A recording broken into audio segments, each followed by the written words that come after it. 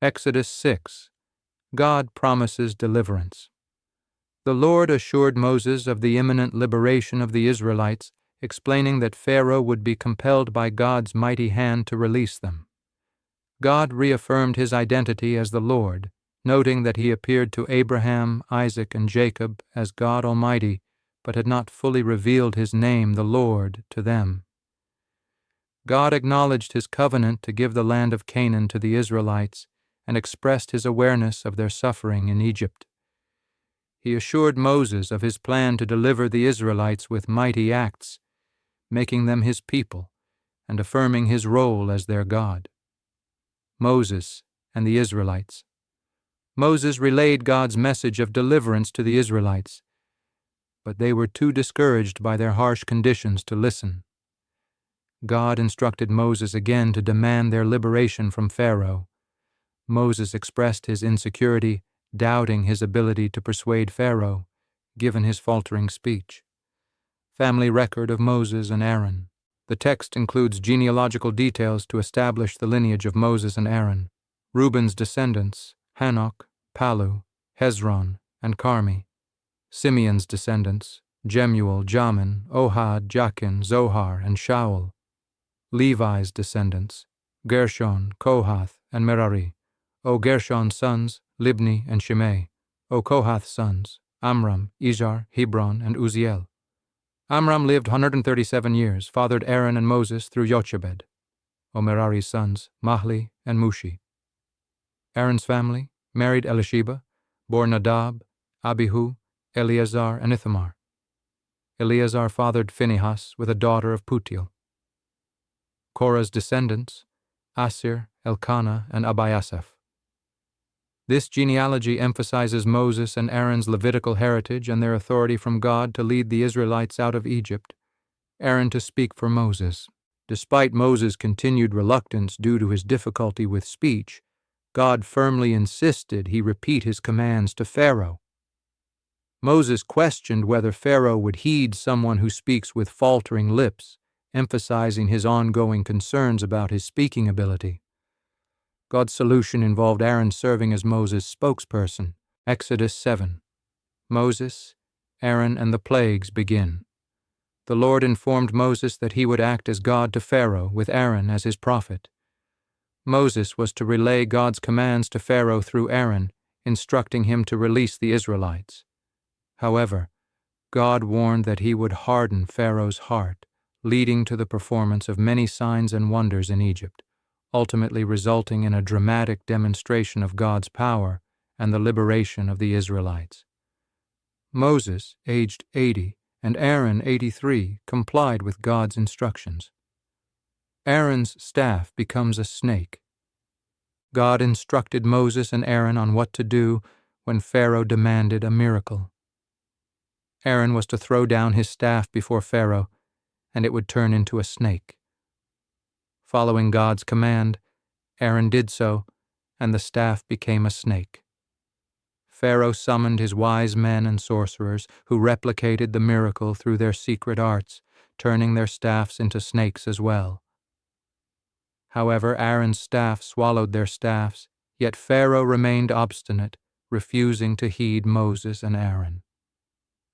The plague of blood.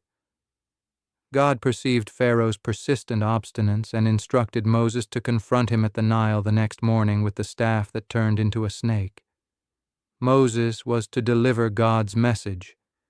Pharaoh's refusal to release the people would result in judgment, starting with the Nile turning to blood. This act would reveal God's power and sovereignty. God commanded Moses to tell Aaron to stretch his staff over all Egyptian waters, transforming them into blood. Moses and Aaron obeyed, turning the Nile's waters into blood, causing fish to die and the river to stink, making the water unfit for consumption. This transformation extended to all water sources in Egypt. The Egyptian magicians, through their secret arts, managed to replicate the effect, leading Pharaoh to dismiss Moses and Aaron's warning, hardening his heart as God had foretold. Consequently, the Egyptians resorted to digging along the Nile for drinkable water. time between plagues. 7 days elapsed after the transformation of the Nile into blood, setting the stage for the next plague to unfold. Exodus 8. The plague of frogs. God instructed Moses to demand that Pharaoh let the Israelites go to worship, warning of a plague of frogs if he refused. The frogs would inundate Egypt, entering homes, bedrooms, and even food preparation areas. Upon Pharaoh's continued refusal, God told Moses to have Aaron stretch his staff over Egypt's waters, causing frogs to overrun the land. Pharaoh's magicians replicated this feat with their secret arts, exacerbating the infestation. In distress, Pharaoh asked Moses and Aaron to pray to the Lord to remove the frogs, promising to release the Israelites. Moses allowed Pharaoh to choose the time for the frogs' removal, and Pharaoh chose the next day. Moses agreed to pray for this to demonstrate the Lord's power. Moses prayed, and God caused the frogs to die, leaving piles that stank throughout Egypt. However, once relief came, Pharaoh hardened his heart as foretold, refusing to listen. The plague of gnats. God next directed Moses to have Aaron strike the dust with his staff, transforming it into gnats across Egypt. The gnats infested both people and animals. Pharaoh's magicians failed to replicate this miracle, admitting to Pharaoh, "This is the finger of God." Nonetheless, Pharaoh's heart remained hardened, and he refused to heed their warning. The plague of flies. God commanded Moses to confront Pharaoh at the Nile again, threatening a swarm of flies if the Israelites were not released. God promised a distinction, sparing the land of Goshen where the Israelites lived, to reveal his presence. True to his word, God filled Egyptian homes and officials' residences with flies, devastating the land. Pharaoh, overwhelmed, summoned Moses and Aaron, offering to let them sacrifice within Egypt. Moses refused, citing potential reactions from Egyptians witnessing their sacrifices. Pharaoh reluctantly agreed to a short journey into the wilderness, but asked for Moses' prayers. Moses cautioned against Pharaoh's deceit and prayed, and God removed the flies completely. Yet Pharaoh once again hardened his heart, reneging on his promise and refusing to let the Israelites go. Exodus 9. The plague on livestock. God instructed Moses to deliver a warning to Pharaoh. If he continued to refuse the Israelites' release, a devastating plague would strike the Egyptians' livestock in the fields, impacting horses, donkeys, camels, cattle, sheep, and goats. However, God would protect the Israelite livestock, ensuring not one of their animals died. He set the following day for the plague's onset. As God declared, the Egyptians' livestock perished, but none belonging to the Israelites died. Despite his investigation confirming this, Pharaoh's heart remained hardened, and he refused to let the Israelites go. The plague of boils. The Lord commanded Moses and Aaron to take soot from a furnace and have Moses toss it into the air before Pharaoh. The fine dust spread across Egypt, causing painful boils to afflict both people and animals. The boils were so severe that Pharaoh's magicians could not stand before Moses. Yet the Lord hardened Pharaoh's heart, preventing him from heeding the demands to release the Israelites as foretold. The plague of hail. God directed Moses to again confront Pharaoh with the demand to let his people go, threatening to unleash his full might in plagues to demonstrate his uniqueness. God explained his tolerance so far was to reveal his power and proclaim his name worldwide. Warning of an unprecedented hailstorm, Moses advised all to gather livestock and people indoors to avoid death. Some officials feared the Lord's word and sheltered their possessions. Others did not. On God's command, Moses stretched his staff toward the sky, bringing a violent storm of hail and lightning, devastating all in the fields of Egypt, except for Goshen, where the Israelites lived. Recognizing his sin, Pharaoh summoned Moses and Aaron, confessing wrongdoing and requesting prayers to halt the storm, promising to release the Israelites. Moses, pledging to pray once leaving the city, cautioned Pharaoh's insincerity.